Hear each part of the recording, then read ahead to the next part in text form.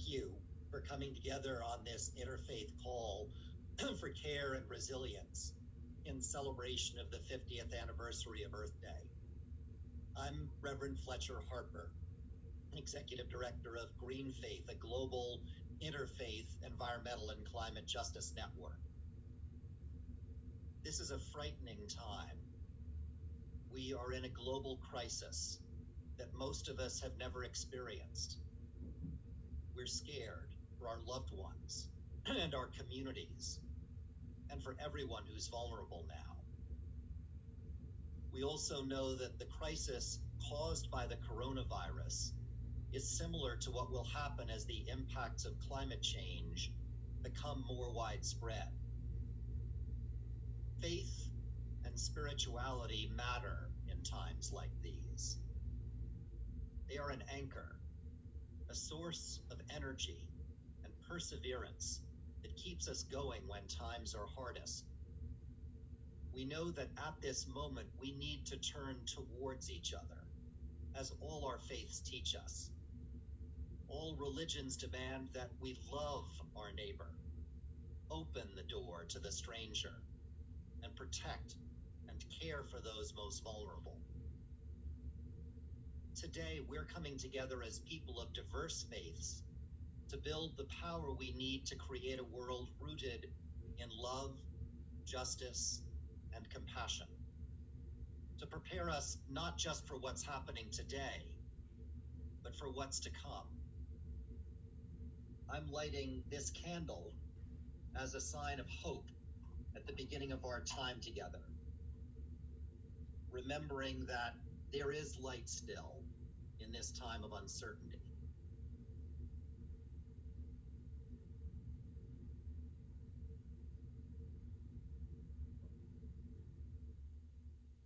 Let's now take a moment to offer a silent prayer for the earth and our human family, for the strength and courage to rise for a loving, compassionate, and just future.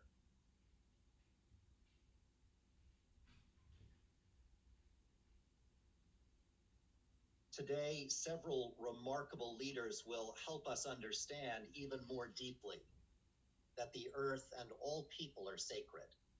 Our first speaker is Benki Piaco, an Ashaninka leader from the Brazilian Amazon, internationally renowned for fighting against illegal logging and violent human rights abuses.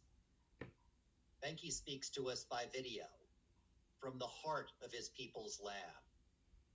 Because of an internet outage in his community, he traveled many miles to make sure that we received this message.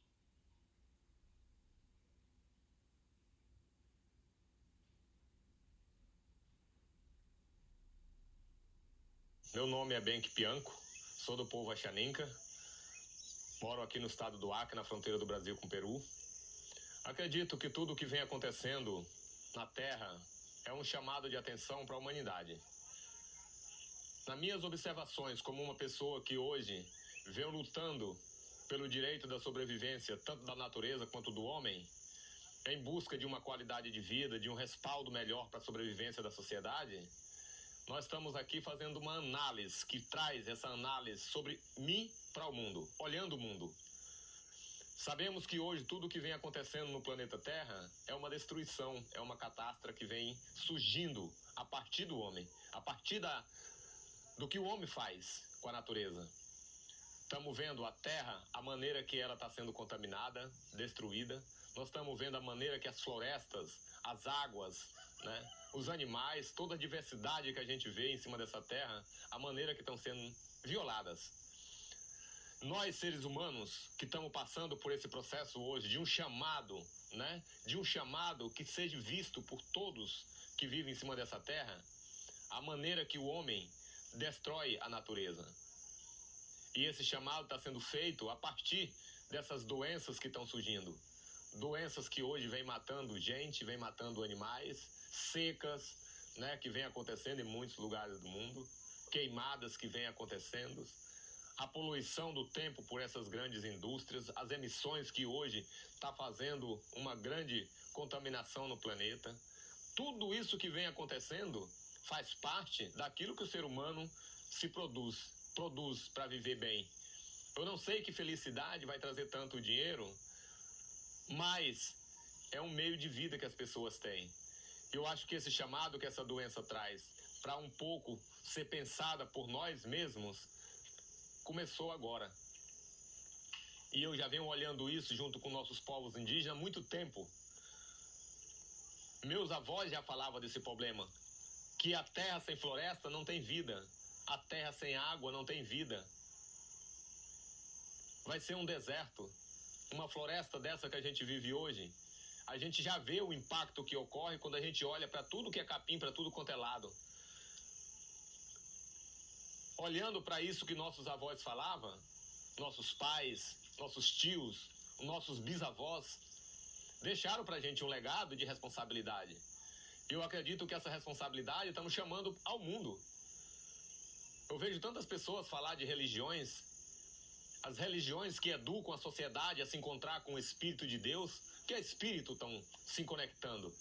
Quando a gente olha que as pessoas apenas têm uma imaginação ou sua palavra, apenas que falam, vamos se encontrar com Deus. O que é Deus? Paua, Tassorense, todos esses grandes espíritos que criaram o universo. A gente olha, hoje, tudo isso que foi deixado para nós está sendo destruído. Os povos indígenas vêm trazendo essa mensagem para o mundo o tempo inteiro. Então hoje a gente vê que as religiões hoje começam a se juntar. Já era para ter se juntado desde o começo da história do mundo. Eu acho que agora é um chamado que está vindo diretamente, não só para as religiões, mas para todos os seres humanos da Terra.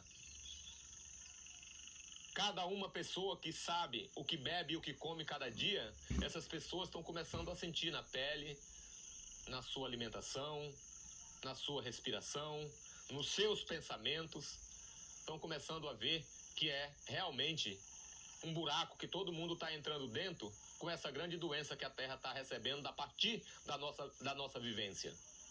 Então quero assim dizer para o mundo inteiro, para os governantes de nosso país, que hoje trabalham para evoluir uma ciência ou criar uma evolução econômica do desenvolvimento econômico, como a gente vê. O que vem acontecendo com o petróleo, a gente vê o que vem acontecendo com esses bancos, a gente vê o que vem acontecendo com cada uma desses grandes financiadores. Empreendimentos que são importantes de recuperar a terra, a gente vê ficar para trás e a gente vê os financiamentos apoiando a destruição da terra. Chegou a hora de mudar isso. Não é mais esperar. Vamos esperar por quem? É nós que temos que assumir esses erros que vem acontecendo na Terra. Esses governantes têm que assumir esses erros. Não tem que pensar só no desenvolvimento, na destruição, destruindo o planeta Terra. Nós temos que pensar de outra maneira. Trabalhar junto, ouvir a sociedade, o que é mais importante para a sobrevivência humana e para o equilíbrio do planeta. Eu acho que chegou a hora. Então aqui deixo essa mensagem trazendo para todos os povos do mundo. Vamos começar a mudar, a recuperar. Estou plantando aqui mais de 10 milhões de árvores, desde criança, sem cansar até hoje.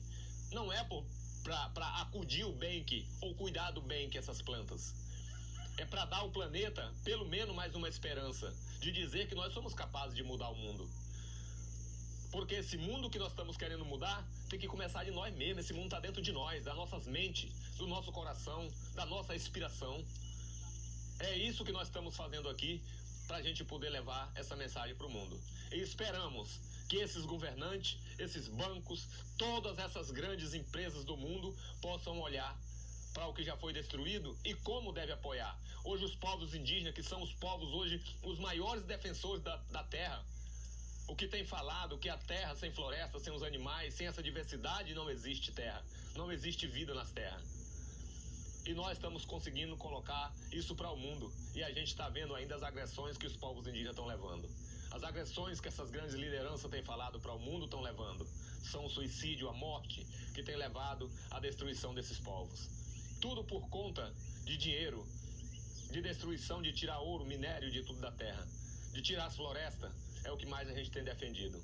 Quero aqui dizer, se ajunte a nós, vamos defender esse mundo, começando de nós.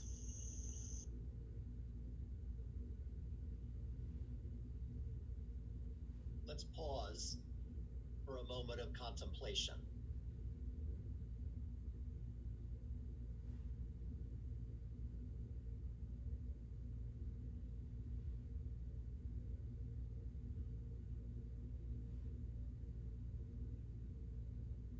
And now for a response to the climate crisis from Judaism, the most ancient of the Abrahamic religions, and the tradition which gave the concept of social justice to the world, Rabbi Jenny Rosen. We are living in such a dark and frightening time in human history. And yet there have been other times many of our peoples have lived through threat of annihilation. The Jewish community just celebrated Passover, the journey out of Mitzrayim, Egypt, or literally a narrow place. While wandering in the desert, God reminds us that the path forward is not in the heavens or beyond our reach. Lo b'shamayim hi.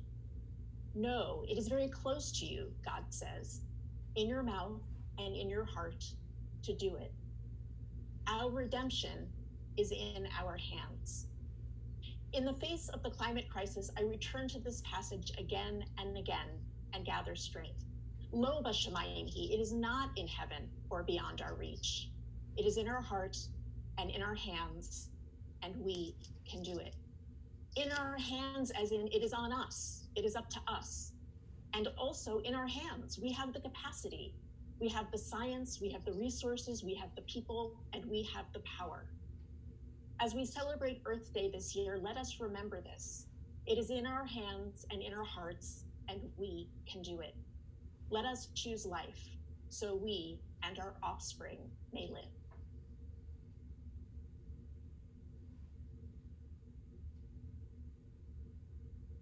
Swami Dayananda is a senior Hindu monk at Satchidananda Ashram in Yogaville, Virginia, where she is leading opposition to the Atlantic Coast Pipeline. Swami Dayananda. Thank you, Reverend Fletcher. Greetings of love and peace to all. In honor of Earth Day, I'll begin with Sanskrit mantra from Hindu tradition, invoking the blessing of Goddess of Earth, Bhuvaneshwari. Let us feel the power of Mother Earth and offer our love, reverence, and gratitude to her. I will repeat the mantra 3 times. Om Hrim Bhuvaneshwariye Nama. Om Hrim Bhuvaneshwariye Nama. Om Hrim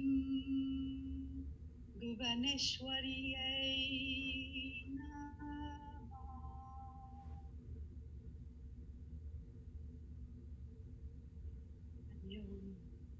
Today I like to share a little of the teachings of ancient Hinduism and modern Indigo Yoga, the teachings that were Indigo Yoga founded by Sri Swami Satchidananda, and how I base my climate activism on these teachings, especially during this double crisis of coronavirus and climate issues. And I will focus on non-violence and bhakti yoga, love and devotion to God, and karma yoga, service, selfless service. So since 1983, I've lived in Yogaville, which is located in Buckingham County, in the rural area of Virginia. In 2014, a natural gas pipeline was proposed to come through Virginia, very close to our community. Since then, I have been serving with Yogaville Environmental Solutions and Light of Truth Universal Shrine, bringing faith and the environmental issues together. So first, how nonviolence can help us to get through these difficult times? And how do we approach opposing something like a pipeline? So nonviolence is one of the most basic ethical foundation of yogic teachings. And I believe it really ties to the teachings that we are all one, that everything is a manifestation of divine creation. So how can we be violent to each other if we are one? We're going to that very basic spiritual oneness of all. So the pipeline construction process and operation would pollute the air, water, and the land, which in return will cause great harm to all of us and living creation all around us. I joined Friends of Buckingham and participated in nonviolent protests, rallies, and marches. Everyone kept within that in all the meetings. And our neighbors of African American community for Union Hill, they were doubly impacted by being proposed to have a compressor station that is a very gigantic air polluting infrastructure placed in the middle of their community. We came together to focus on environmental justice issues with them. Washington Post published an article saying, unlike very unlikely alliance between Baptists and yogis, but as we marched together, rallied together, and met together, we found that very universal common value that all faiths share, that is love for one another, for the creation, for families, and our environment. So we became closest friends together. We go to each other's churches and place of worship. We eat together. We have fun together, sing together. So in that way, at least yogis and Baptists and people of other faiths in locality have come together very strongly, and our togetherness will never be broken. So let me move on to what is happening now with the coronavirus issues. What inspires me out of more than anything else to see those frontline people actually, truly, they are the examples of a spiritual strength and faith and love. There's a chaplain in Mount Sinai Hospital who, when she can go in, she will let the patients who are dying know that they don't need to feel to be alone. She would bring a computer and let the patients speak to the families, and also pray if she's not able to go in, really feeling that her prayer will reach the heart of that person. She doesn't care that they believe in God or not. She just wants them to feel loved. And it really shows the importance and greatness of love that is a very universal energy that keep us going in times like this. And I like to speak now about Karma Yoga, the selfless service. Again, the frontline people. There was a beautiful story about a sanitation worker, a garbage man, who said he loves his job. He is fearful that he may catch it because he gets splashed with things in the garbage. But he says, firemen don't stop serving. Policemen don't stop serving. I cannot stop serving. I love my job. Who will do this job if I quit, if we quit? This is the spirit of selfless service, the sacrifice.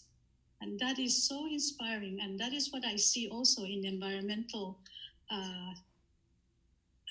groups that I have an opportunity and privilege to serve with. They may be employed, some of them, but their spirit is of complete giving. And these are the examples that inspire me to move on with the Atlantic Coast Pipeline. Environmental justice had a great victory. Fourth Circuit Court tossed out the air permit for Union Hill. It was a very rare victory. But the fossil fuel company, they appealed to Supreme Court. And now we are waiting to hear. But you know, whatever happens, the spirit of love for each other, families, and environment, it will never be crushed. We will move on and keep doing in love and faith. And lastly, in surrender to God's will. No matter what is happening, the clarity is that God is still in charge. And there is adversity. Adversity is blessings in disguise. It is very hard to really feel that, but I believe in that. And this is how I move on, knowing that we are in the arms of the great divine. Do I have time to offer closing prayer? One prayer from our Hindu tradition. I've revised it a little bit to offer it to the mother.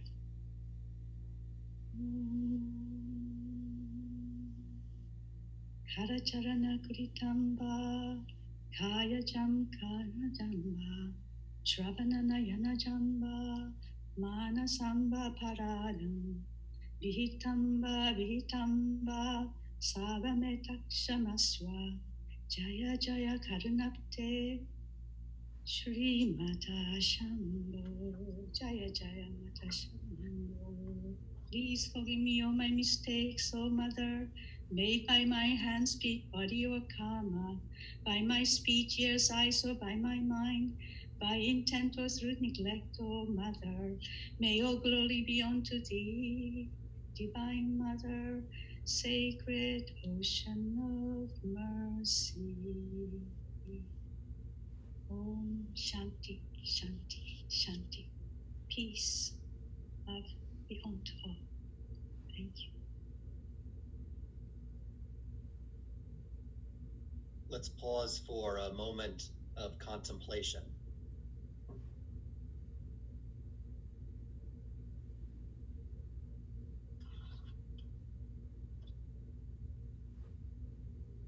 Today is the first day of Ramadan, a holy month for Muslims, nearly 1/4 of the entire world's population. Imam Safet Karavic is a leader of the Islamic Society of North America and is organizing fossil fuel divestment efforts within the Muslim community globally. Imam Karavic.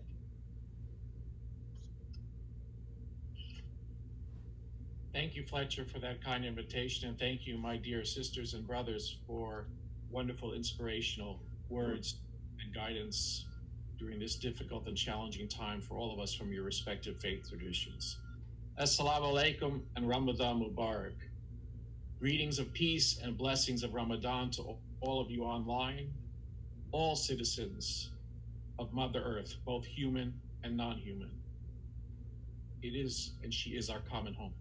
Inshallah, God willing, beginning this evening at sunset, 1.8 billion Muslims around the world and around the earth will begin their daily fast to commemorate and honor the 9th month of the Islamic Hijri calendar. Lunar calendar. It is lunar calendar. The month of Ramadan for the year 1441 after the Hijrah, the migration of the Prophet Muhammad, peace be upon him, and his followers from Mecca to Medina. This is a month in which the revelation of the Holy Quran to the Prophet Muhammad, peace be upon him, began. Through our increased daily recitations of the Quran, prayers and devotions, and daily abstention, siyam, from drink, food, among other things, we associate ourselves with the poor and the needy, the most vulnerable of our human family, whose daily life experience throughout the year is one of hunger and thirst, anxiety, fear.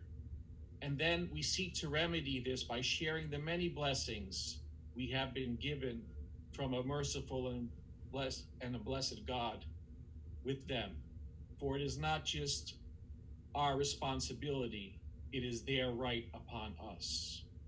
unprecedented this year owing to Corona, ta'un in the Arabic language pandemic, the associated stay-at-home and lockdown orders, our masajid, our mosques remain closed, including the Kaaba, the sacred house in Mecca.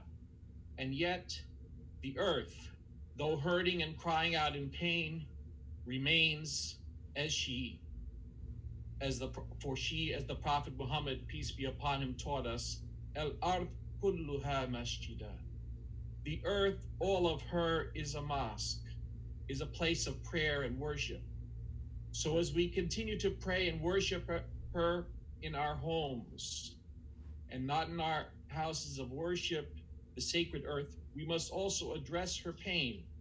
We must address her pain by ending our destruction of her habitats and species extinction of our fellow creatures and worshipers, through pollution of her air and waterways and the poisoning of the ground, and through our extracting and burning of fossil fuels, the drivers of global warming and climate change, affecting disproportionately the most vulnerable of us, those least responsible for our eco-sins and our eco-crimes, and then work together to repair her by rebuilding her in a greener way, which is in harmony and in balance with the cosmic order, the natural order as it was, and then to work to repopulate her with all the worshipers, yes, all the worshipers, all creatures great and small, who along with us all belong to the family of God. The Prophet Muhammad said, Al-Khalqu Ayalullah. All of creation are the family of God, and all creatures are the family of God. The best of you are those of you who are best to God's family. In the midst of the Quranic verses on Siyam or fasting, in Surah Al-Baqarah, the chapter of the cow, the second chapter of the Holy Quran, the faithful are reminded, and I'll read this in Arabic as my closing prayer. وَإِذَا سَأَلَكَ عِبَادِي عَنِّي فَإِنِّي قَرِيبٌ أُجِيبُ الدَّعْوَةَ دَاءِ إِذَا دَعَانِ فَلْيَسْتَجِيبُوا لِي وَلِيُؤْمِنُوا بِي لَعَلَّهُمْ يَرْشُدُونَ. And when my servants, worshipers, ask you, Muhammad, concerning me, servants and worshipers include both human and non-human. Indeed, I am near. I respond to the invocation of the supplicant when he calls up or she calls upon me. So let them in turn respond to me by obedience to my call to take care and care for the earth and each other, and believe in me that they may be rightly guided. And let the believers say, Ameen.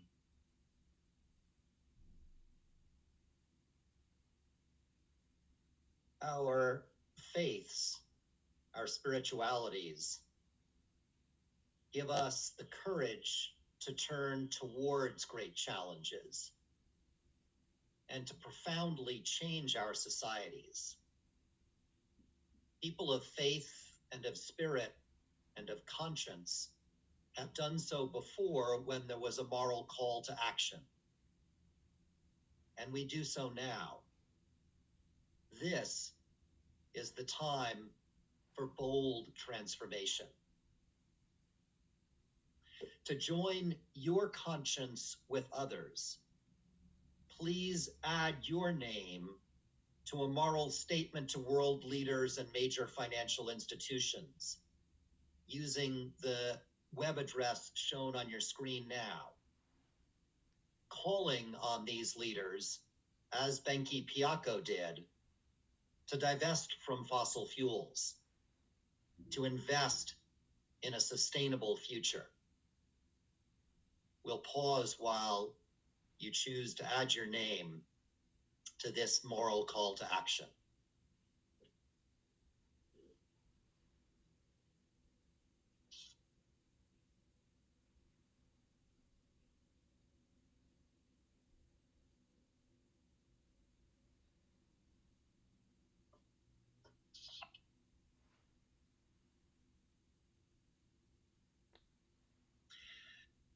We now close with a reflection by acclaimed civil rights and environmental justice leader, Reverend Leo Woodbury, pastor of Kingdom Living Temple in Florence, South Carolina. Reverend Woodbury. Happy Earth Day. And it's a great blessing to be here with my colleagues of different faiths. And we all know why we have gathered together. And I'm reminded of a scripture from my faith tradition, Romans chapter 8, verses 22, that says, we know that the whole creation is groaning as if in the pain of childbirth up to this present time. We know. Prophecy, science, simple observation. We know, we were warned about superbugs, viruses, diseases crossing from the animal kingdom to human beings. We know, we hear the groans of the earth. We hear it in the rushing waters of floods. We hear it in the howling winds of tornadoes and hurricanes. We hear it in the crackling sound of yet another fire in our forests. We know that we need to do something different. We know that we need to renew our ties with our earth and our Creator. We know that we're bound together in a spirit of unity, and that we are at a place in time where we can see a new birth. We see a crowning of and a renewing of our stewardship covenant.